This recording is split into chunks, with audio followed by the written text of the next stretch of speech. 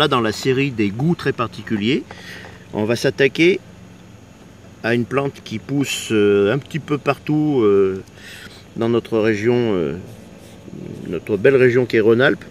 On va l'accueillir complète, hein, pour pouvoir en emmener une à la maison.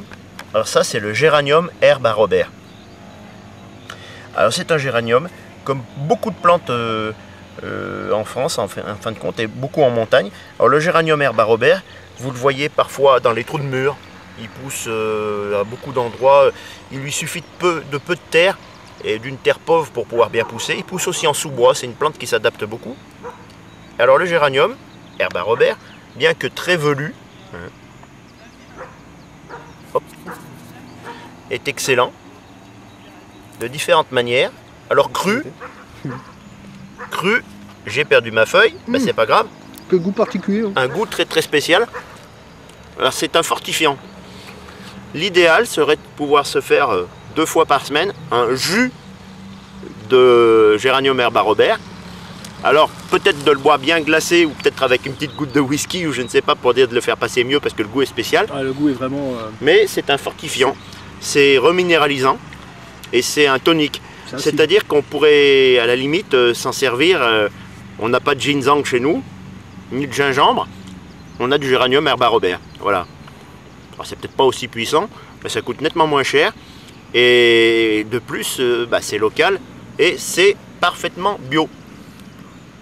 Et ça, dans une soupe, ça donne un bon petit goût, une fois cuit. Alors là, on s'attaque aux plantes qui poussent plus particulièrement en montagne.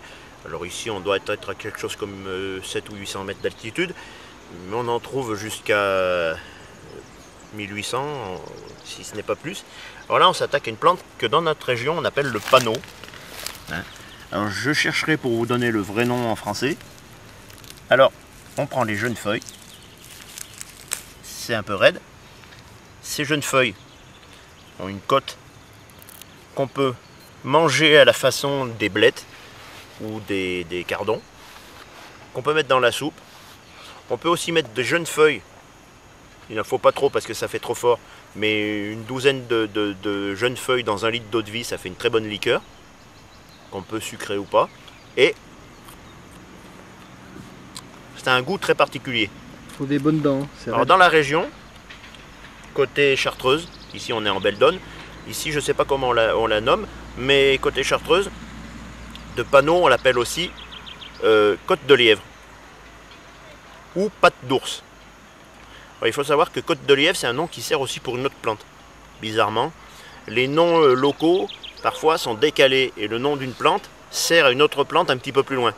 Mais patte d'ours, c'est un truc qu'on retrouve dans les vieux écrits. Et la patte d'ours, c'est bon.